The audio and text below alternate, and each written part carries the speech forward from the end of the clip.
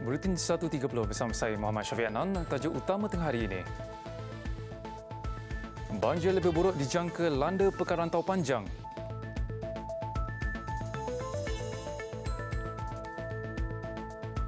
Juga 81 orang diculik lelaki bersenjata dari sebuah sekolah di barat Kamerun.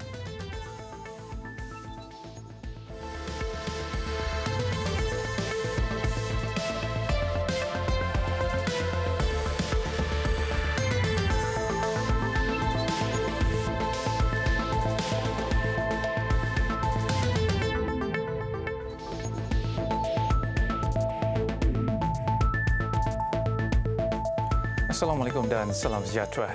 Perdana Menteri Tun Dr. Mahathir Mohamad berharap sambutan Deepawali kali ini memberi harapan kepada masa depan yang lebih bermakna kepada rakyat Malaysia, terutama kepada penganut Hindu.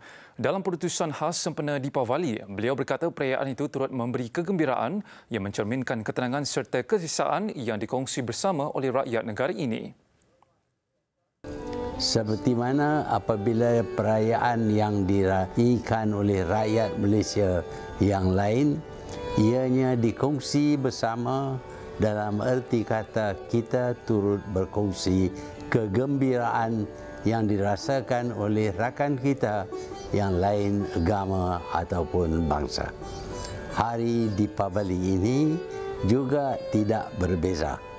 Walaupun ianya perayaan bagi penganut agama Hindu, rakyat Malaysia yang lain turut merasakan kegembiraan tersebut kerana ianya mencermin ketenangan dan rasa selesa yang dapat dikongsi bersama. Perasaan sebegini memberi makna kepada ungkapan hormat menghormati dan perpaduan di dalam perbezaan ataupun unity in diversity. Atas semangat ini, saya mengucapkan selamat Hari Deepawali dan berharap sambutan kali ini memberi harapan kepada hari depan yang lebih bermakna. Timbalan Perdana Menteri Datuk Seri Dr. Wan Azizah Wan Ismail berharap cahaya sempena sambutan Deepawali akan menyinari nilai-nilai yang boleh mengukuhkan semangat persaudaraan dan perpaduan dalam kalangan rakyat Malaysia.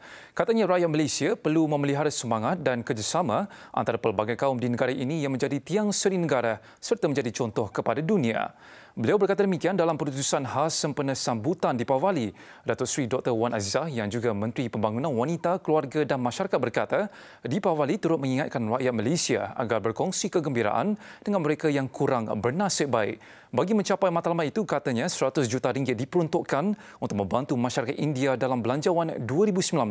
Manakala 50 juta ringgit diperuntukkan dalam membangun dan memperbaiki kemudahan di Sekolah Jenis Kebangsaan Tamil SJKT di seluruh negara.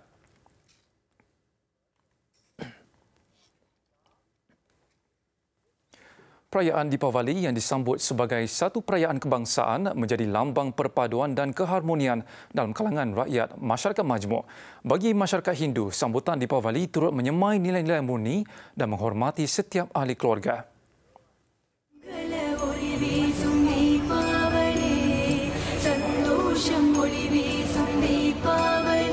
Terletak di ujung pasir Bandar Hilir Melaka, rumah A. Chandra 70 tahun pasti penuh bercahaya sepanjang masa ketika sambutan Deepawali. Sambutan bermula sejak malam tadi apabila semua 3 anak dan 7 cucu berhimpun di kediamannya. Suasana meriah dirasai bermula dari membuat persiapan sehingga makan malam bersama dengan pelbagai juadah yang menjadi kemestian bagi keluarga ini. Ini malam, semua keluarga semua datang ke rumah, semayang ke rumah, habis semayang ke suami, ke siapa-siapa meninggal lah. Kita hormat them lah. Kita keluarga semua duduk, kita makan. Habis besok pagi pun kita bangun, kita semayang. Habis kita pergi kuil, kita semayang. Dia memang meriah setiap hari Deepawali setiap tahun. Tak ada kurang dia. Yang datang lebih keluarga daripada yang kawan-kawan. Tapi jiran-jiran memang tetap datang.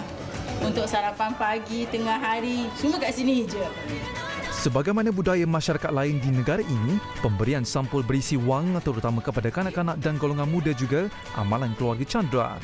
Namun apa yang paling utama, kasih sayang dan sentiasa hormat kepada ibu bapa dan golongan yang lebih tua.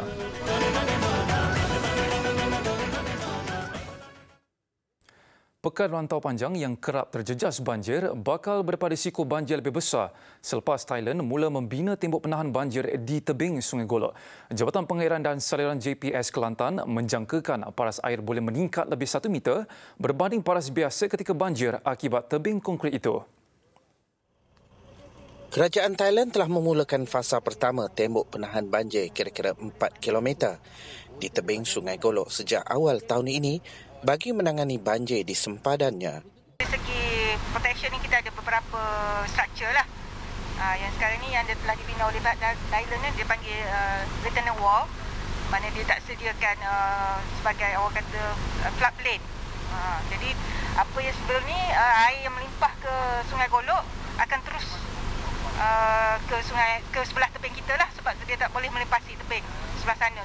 Kebimbangan sama disuarakan Ketua Jurutera JPS Jajahan Pasir Mas dan Rantau Panjang, Sandari Saleh. Bagaimanapun projek yang sama belum dilaksanakan di sempadan Malaysia, ekoran kekangan peruntukan keuangan. Sekiranya projek yang sama dibina di sempadan Malaysia, ia melibatkan kos sekitar 200 juta ringgit. Biasa sini kita tiap-tiap tahun, kita penduduk-penduduk di sekitar Sungai Golok ni akan mengalami banjir lah. Jadi banjir itu tiap-tiap tahun. Jadi KJL untuk mengatasi masalah ni dia selalu ada buat untuk peruntukan lah untuk buat benteng ni. Sementara itu, Timbalan Datuk Bandar Sungai Golok Thailand Apisit Cik Rusdi Cik Omar berkata, kerajaan negara itu memulakan projek itu bagi kemudahan 2,000 penduduk di 8 kampung. Ini adalah paras air banjir pada tahun lalu dan Jabatan Pengairan dan Saliran menganggarkan pada tahun ini banjir akan meningkat sehingga ke paras 1 meter lagi di paras ini sekitarnya. Dan oleh kerana itu, penduduk diminta berpindah awal pada tahun ini kerana dijangka berlaku peningkatan. Itu sahaja laporan saya, Shanun Hanif Abdullah Suami daripada Rantau Panjang untuk rangkaian media Prima. Sebuah pusat pemindahan banjir dibuka di Dungun, Terengganu membabitkan 40 mangsa daripada 12 keluarga.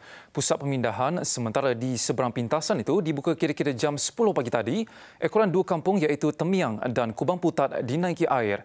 Banjir berlaku ekoran hujan lebat berterusan sejak 2 hari lalu. Semua penduduk mula berpindah secara berperingkat ke pusat pemindahan ini sejak awal pagi setelah paras air mulai meningkat di kawasan kediaman mereka. Menurut Ahli Majlis Pengurusan Komuniti Kampung MPKK Muhammad Nur Abdul Rani, banjir kerap berlaku di 2 kampung itu akibat sistem perparitan yang tidak berkesan. Masalah itu juga menyebabkan air akan bertakung lebih lama berbanding kawasan lain yang terjejas banjir. Keadaan bertambah buruk apabila kerja penambakan tanah untuk projek perumahan turut memberi kesan kepada kawasan lebih rendah.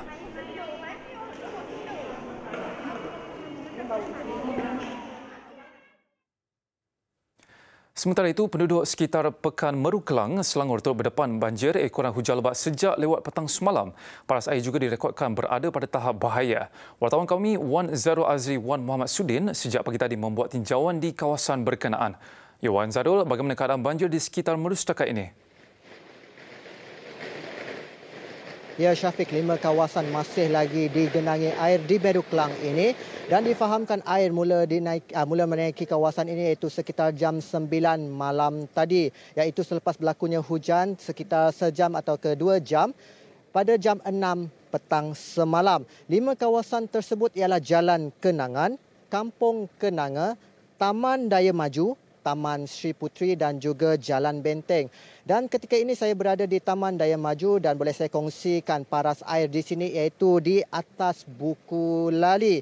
Dan untuk makluman semua, paras air di Pekan Meru Kelang Selangor ialah pada paras 4.43 meter iaitu pada paras bahaya. Dan untuk makluman juga di Sungai Langat di Bukit Canggang Kuala Langat Selangor, aras air ialah 3.41 iaitu pada paras waspada, dan di Sungai Buloh di Parit Mahang Kuala Selangor iaitu pada tahap 3.84 meter iaitu paras amaran setakat jam 9.45 pagi tadi. Dan beberapa penduduk masyarakat India yang menyambut Deepavali pada hari ini terpaksa menyambut hari kebesaran mereka sambil keadaan rumah mereka digenangi air. Dan untuk mengulas lanjut berkenaan dengan situasi di Meru Klang ini, bersama saya adalah Ketua Penyelamat Bomba, Kontor Bomba dan Penyelamat Zongklang, iaitu Tuan Samsul Ma'rif. Baiklah Tuan, boleh Tuan ceritakan situasi di Meru Klang ini? Okey, kawasan Meru Klang ni telah ditenggelami air disebabkan hujan lebat pada petang semalam dan juga malam tadi yang begitu lebat sehingga mencecah paras 1 meter kapasiti air yang telah pun turun di kawasan Kampung Kenangan, Jalan Kenangan, Jalan Paip, Kampung Budiman dan juga kawasan Jalan Benteng. Jadi telah mengakibatkan banjir yang mana dalam masa yang sama air di laut adalah pasang pada malam tadi. Dan sekarang ni air telah dialirkan keluar melalui sungai Pinang Kecil dan juga sungai Kapal Kecil dan juga sungai Kapal Besar ke laut pada waktu surut di laut sekarang ni lah. Jadi bagaimana Tuan melihat, adakah ianya akan pulih dalam keadaan dalam masa segera? Difahamkan juga keadaan akan hujan berlaku pada petang ni. Mengikut laporan cuaca, memang hujan akan turun pada setiap petang diikuti dengan ribut petir. Jadi saya menasihatkan orang awam di luar sana supaya sentiasa bersiap sedia, berjaga-jaga dan sentiasa menyimpan barang-barang penting di tempat yang selamat untuk mudah dibawa keluar apabila diarahkan oleh pihak keselamatan untuk meninggalkan rumah dan ditempatkan di kawasan perpindahan. Jadi tahap kesiapsiagaan bomba pula bagaimana? Tahap kesiapsiagaan bomba daerah Kelang ni memang dalam keadaan yang baik, yang mana semua anggota mengikut balai telah pun ditugaskan mengikut kawasan masing-masing. Di kawasan Meru ni, bawah jagaan Balai Bomba dan Penjamaat Kapal, Jalan Kapal, Balai Bomba Sungai Pinang, di Pekan ataupun di Bandar Kelang itu sendiri dijaga oleh Balai Bomba Kota Raja. Termasuklah Balai Bomba Pelabuhan untuk mengawasi pelabuhan dan juga Pulau Indah. Termasuk juga satu lagi balai, iaitu Balai Andalas untuk mengawasi kawasan Seri Sentosa, Taman Sentosa, yang mana berlaku juga biasanya banjir kilat di kawasan itu. Baiklah, terima kasih Tuan, selamat bertugas. Dan untuk makluman juga, kawasan pantai di Kelantan, Terengganu, Pahang, Johor Timur dan Sarawak terdedah kepada kejadian kenaikan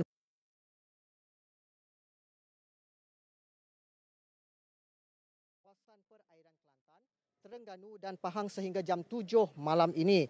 Keadaan itu boleh menyebabkan angin kencang sehingga 50 km sejam dan laut bergelora dengan ombak mencapai ketinggian sehingga 3.5 meter dan berbahaya kepada bot-bot kecil. Itu sahaja yang boleh saya kongsikan langsung dari Meru Klang, Selangor ini. Kita kembali ke Sri Pentas.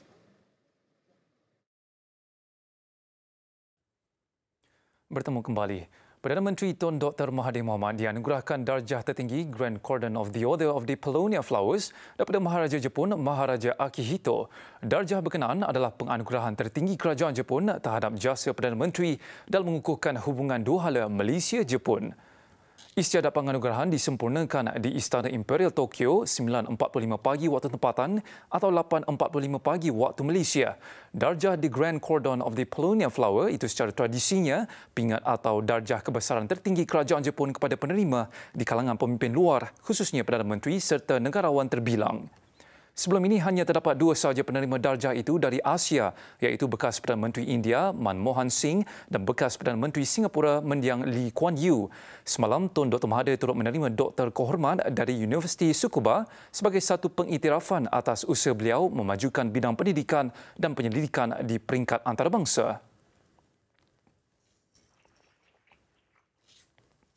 Bekas Ketua Hakim Negara Tun Zaki Muhammad Azmi dilantik sebagai Ketua Hakim Mahkamah Tengah Kewangan Antarabangsa Dubai DIFC. Pelantikan Tun Zaki 73 berkuat kuasa 14 November. Tun Zaki dilantik pemerintah Dubai Sheikh Mohammed Rashid Al Maktoum. Beliau menyertai Mahkamah DIFC pada Disember 2013, kira-kira 2 tahun selepas bersara sebagai Ketua Hakim Negara. Mahkamah DIFC mengendalikan masalah sivil dan komersial di Dubai, satu daripada pusat kewangan terkemuka di dunia.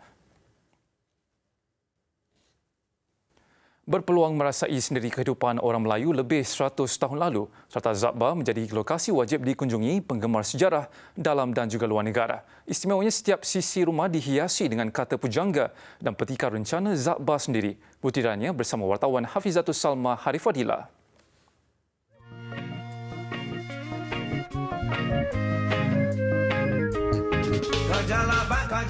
Teratak Zakba yang siap dibina pada tahun 2001 menggunakan sepenuhnya ciri pertukangan Melayu, antaranya tupai-tupai, tabir layar, kisi-kisi serta penyambung menggunakan tanggam dan pasak. Tak lengkap rasanya kalau ke Batu Kikir Negeri Sembilan tapi tak singgah di Teratak Pendeta Zakba.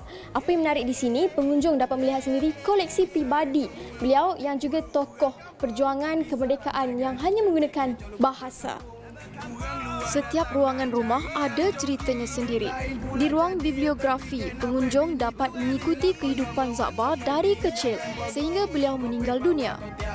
Turut dipamerkan di sudut cetusan ilham adalah lebih 2,000 pucuk surat tulisan tangan Zakba sendiri. Kita dapat tengoklah dalam ni, waktu zaman di Zakba itu apa yang ada, koleksi-koleksinya, termasuk dengan typewriternya, dia punya papan tulisnya, jam, pen. Maknanya kita akan dapat tahulah aktiviti penduduk yang ada di sekitar di Teratak Zakba ini sendiri, iaitu pertanian dan sebagainya. Dengan terbinanya teratak ini, orang ramai berpeluang mengenali cendekiawan negara dengan lebih dekat. Teratak Zakba dibuka setiap hari dari jam 9 pagi hingga 5 petang kecuali cuti perayaan Islam. Laporan Hafizatul Salma Harifazilah. Mengaku orang negeri bila tanya suku mana nak jawab pun tak reti boy tanya.